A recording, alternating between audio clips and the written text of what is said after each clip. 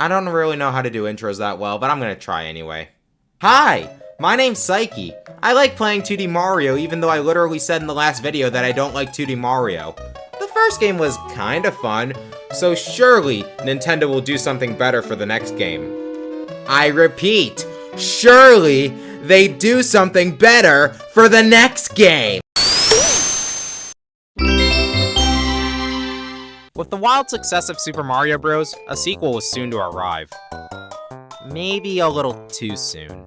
In June of 1986, not even a full year after the first game, Super Mario Bros. 2 was released for the Famicom Disk System. Something I didn't know was that for Japan, the first game was a last hurrah for the base Famicom before moving on to the floppy disk add-on. However, when Super Mario Bros. 2 was finished, Nintendo of America gave it the good old giant punch treatment and we wouldn't see it for 7 years. It was finally released in the West as part of the Super Mario All-Stars collection, and since the Wii Shop channel's dead, I have to use this as my basis of review. Thanks, Nintendo! You really saved me some pain by limiting me to the version with the save feature. To give some honest to Waluigi credit to the lost levels right off the bat, it does make 2 improvements. 1. There are more levels. Instead of 8 worlds, there are 13. Good luck trying to get to them in the original, but they're there. Second is the updated graphics.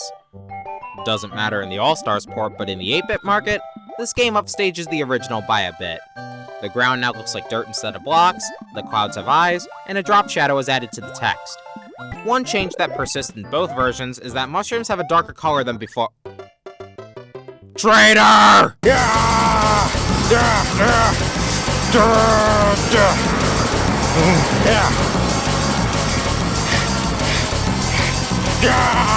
Nah, it's a poison mushroom. A mushroom that hurts you. There for the express purpose of trolling players anytime it appears. And I think that represents the thought process behind this game perfectly. Yes, the Lost Levels has only one standout trait compared to its predecessor, a trait it keeps even to this day. Masochism. The Lost Levels is the most difficult game in the franchise, and one of the hardest on the NES. Now, I know what you're thinking. Difficulty isn't inherently bad. Is this game tough in a fun, fair, and reasonable way? No! This game is so incredibly frustrating. As early as World 2, the game borders on trolling with the kind of shit it expects you to do. More than once, you're expected to find invisible blocks and high jump to them in a game where you're not allowed to scroll backwards. The only time you needed invisible blocks to progress in the first game was in the final level, and you didn't need a running start for them. Other times, you need to navigate the air using springs that are far more powerful than usual.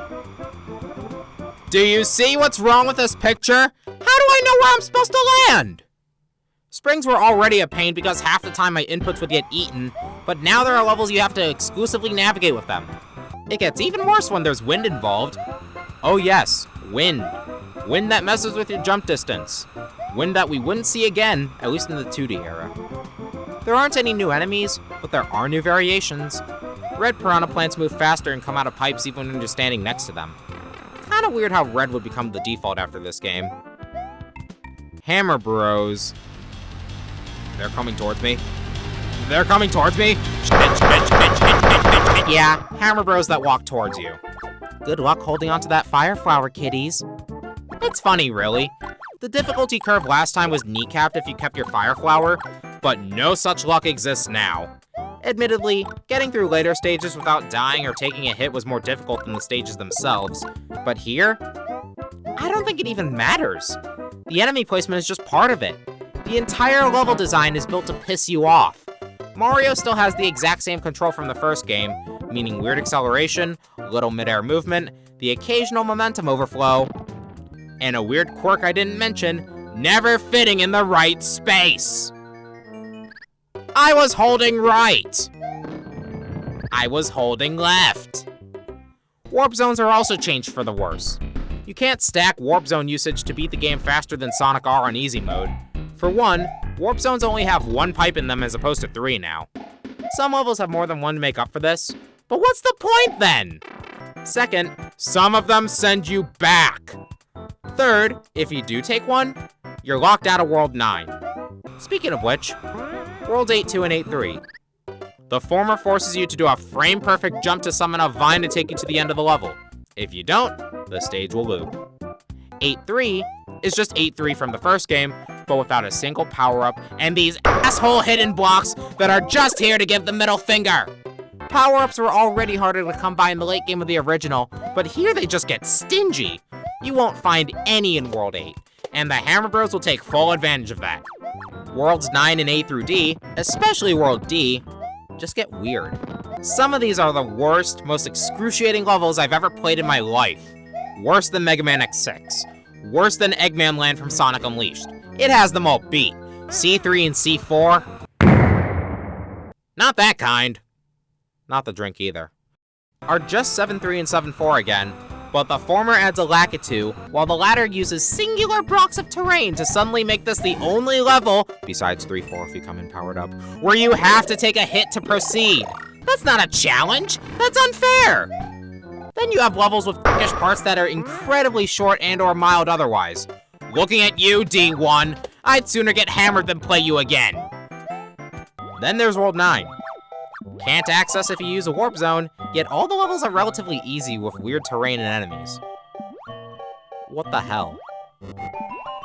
By the time I finally finished World D4, I was on continue number 39. Memorization only helps so much, and it could have been worse. When you game over in the original Famicom version, you get sent back to the beginning of the world you died in. Admittedly, it's a step up from the original, where you needed to hold down the A button at the title screen for continues, but who cares? Imagine having to play 8-1 and 8-2 after the 10th game over in 8-3, or even 8-4, and you can see why I have no qualms with playing the All-Stars port now. Yes, all of this madness and frustration was with the easiest conditions possible. A save feature, quicker access to worlds A through D, and playing as Mario. You see, instead of multiplayer, you can choose between Mario and Luigi. Luigi has a higher jump, but shitty traction. While several points of frustration came from tight jumps that Luigi may or may not scoff at, he's too slippery for me to care. Oh, and about those extra worlds? In the original version, you had to beat the game 8 times in a row to access them. Need I say more? I've dealt with my fair share of aggravation on this channel. The intricacy of Lobotomy Corp, the tedium of Battle Revolution. Don't even get me started on the AI of racing games. This, however, outpaces all of them. The Lost Levels is backwards. It increases its difficulty in all the wrong ways. Limitations, gimmicks, cryptic moments. To try to talk to the kiddies in the audience, you know MX. That Mario clone that kills his player, stuffs his soul in Luigi, tortures him eternally using infinite lives, and showed up in the game that I don't want to talk about. This is the real-life version, and seeing as you effectively have infinite lives in the All-Stars port, it's an apt comparison. If you want to play this game because your spiked butt plug during graduation wasn't painful enough, by all means. Maybe you'll find something I don't in the masochistic difficulty. I'm not sure where the Lost Levels stands in the community. Many regard it a classic like the other games, but others agree with me and see it did more harm than good. Who cares at this point? It's over. I can't stress enough just how furious I was playing through this game. Now that I have this review to archive my thoughts, I don't think I'll ever play this game again. At least it was made in good faith, unlike my burnt dinner from 4 years ago.